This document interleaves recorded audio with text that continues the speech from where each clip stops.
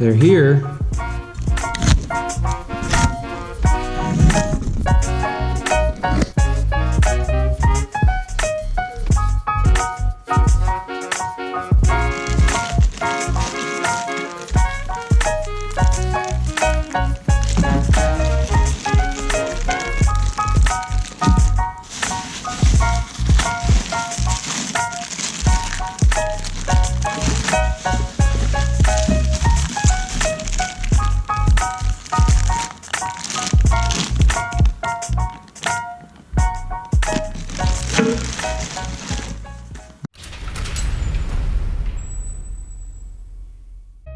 What is going on? Welcome back to the channel.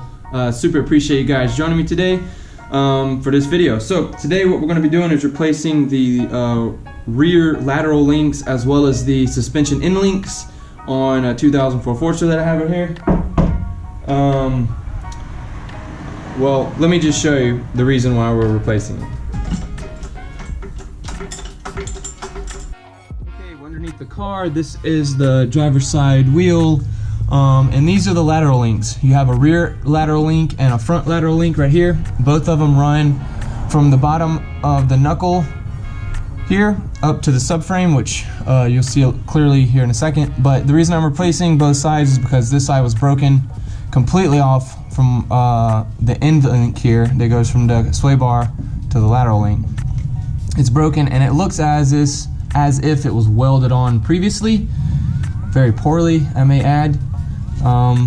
But instead of replacing it with stock, I was going to plan on doing this anyway, just not quite as soon. But if you're replacing it and you're going to drive aggressively like me, you might as well go ahead and put something a little bit stiffer on it. So that's what I'm going to do. Also, this lateral link has a pretty significant bend in it, so either it took a hit or well, I don't know, something happened to it. It's not good. So we're going to be replacing both driver and passenger side.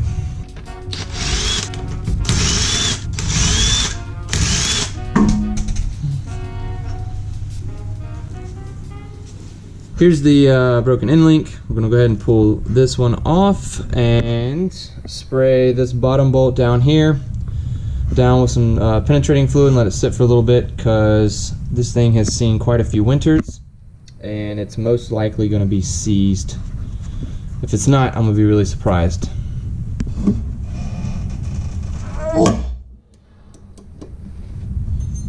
We got a little movement. Oh.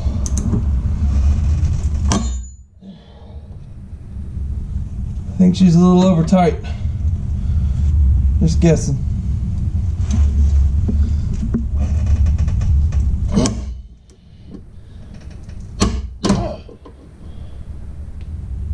Dang.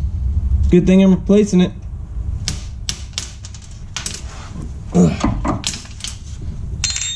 Well, that was easy. To give myself just a little bit more access to this nut back here, I'm going to go ahead and remove this 12 mil bolt that's holding this little retaining bracket on. All right, we got our 19 mil on. Give her a whirl.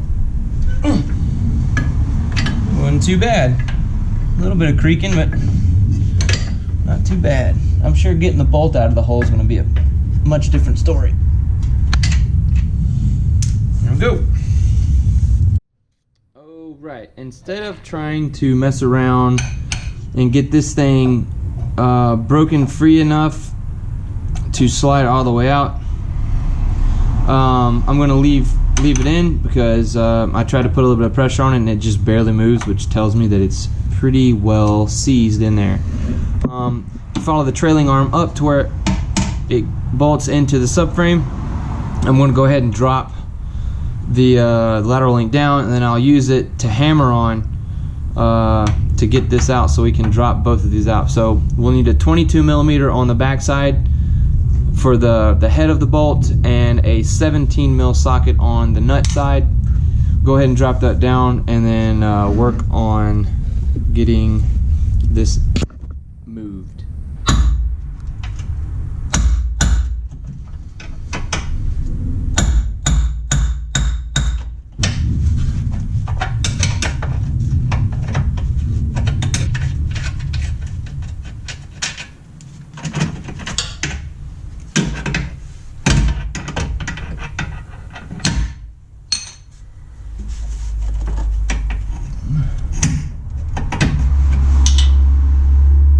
All right, now we can start hammering away, trying to break this piece free. You might have to use a little bit of heat. More than likely, we're gonna have to use a little bit of heat. Whoop whoop! I need a bigger hammer.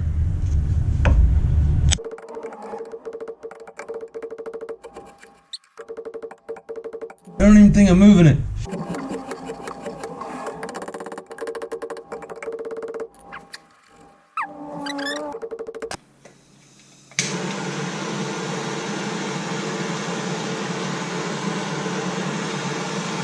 Round 2. Let's go. Alright guys, this front lateral link here is seized and is not willing to let go and up the front here. So I have the idea of taking out the back bolt here, and in order to do that I'm gonna have to jack up this whole section here. That way the CV axle here goes up just enough to where I can get this bolt out. Then I'm hoping to be able to drop this arm down and then hammer it from the inside and hopefully break free what's holding it and go from there. Alright, with this assembly jacked up here, the bolt can now come out.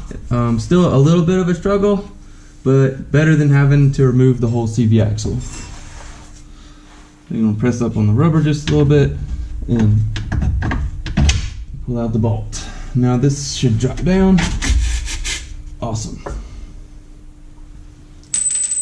Alright, let's give it a couple taps and see if it comes off. That is not what I wanted to happen. Well, it came off, but the rubber and metal piece that's seized is still on. Alright, plan B. I'm going to take my Dremel and just cut a line right here, and then put a chisel or a big screwdriver or a pry bar or something in there, and you know, kind of give it a little bit more space, and then hopefully it comes out that way. If not, then I'm probably going to have to wind up cutting in here somehow, maybe taking a drill and drilling through the bolt to break it and then punch it out that way, because it's not seized here, it's just on this collar right here. So woot.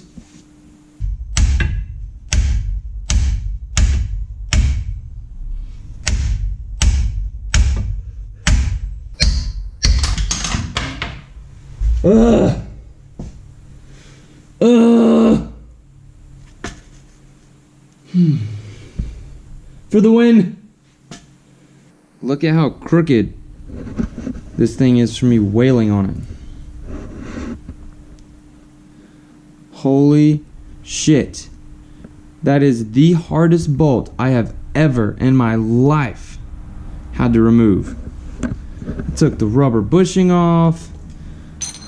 I cut half of this sleeve away and it was still seized enough to where it took all that force to get out. Jesus. I have one more side to go. Okay, I've gone ahead and gotten the new lateral links installed. Pretty straightforward, as it's only 3 bolts. You got this long Jesus bolt here that I weld on, which is brand new. If you live in a snowy area, or if you're doing this really at all, I would recommend getting at least that one new. These 2 up here aren't so bad, so those are staying as they are.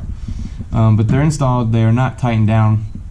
Obviously I still have to put my end link to the sway bar here, but outside of that it is complete. I am going to have to go through and do the string alignment to set my toe with this bolt here that controls the tire going like this. I'll have to do that on both sides, but there's the driver's side. Now we're going to move over here to the passenger side and get it knocked out.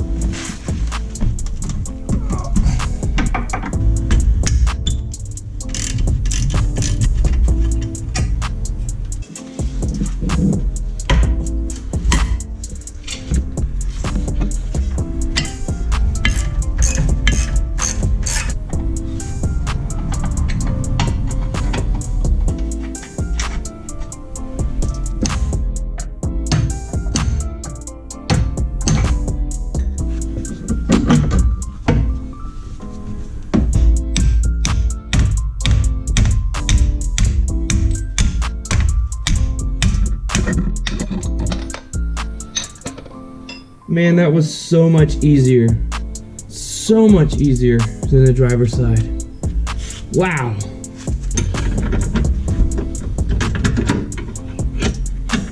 Alright, just like the other side. Got it out.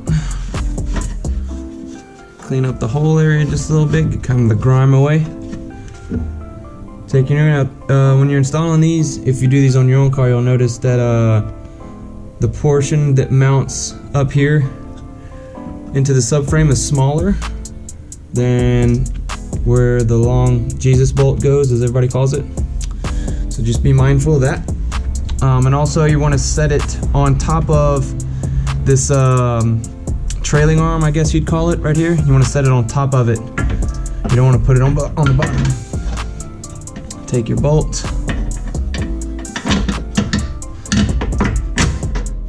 Boom. It's in.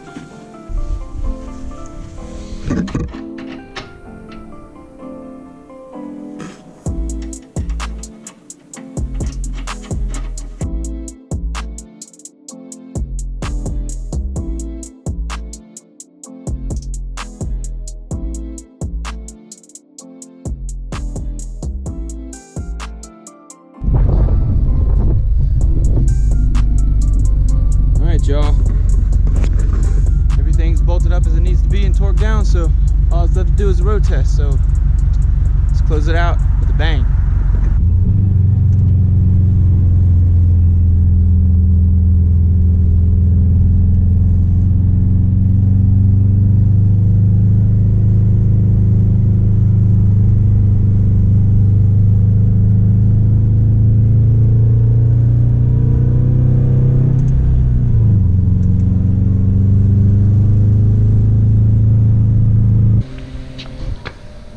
Yes, please.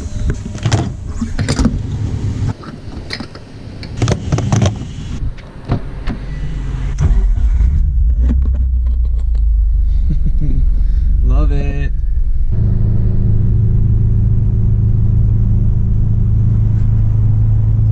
So far, so good, y'all. The rear end feels a lot stiffer than what it did with that broken end link, and just everything was kind of messed up back there. But with these new lateral links, everything feels nice and responsive. Comparatively, you know, like I just said, compared to what it was, it feels 100% better. Also, the check engine light's gone. The code it was throwing for the O2 sensor is completely gone. The stutter is completely gone. The O2 sensor fixed everything, which is awesome. So that's a plus. Now all that's left to do is log some miles, get this second oil change in here in a little bit, probably the next 30 or 40 miles or so. I'll be up for my second oil change, and then start doing data logs on the access port and sending it off to Alex at tracktoys.de for fine tuning, and then eventually I will make it up to him, stick this thing on a dyno, and really see what kind of power she's throwing down. So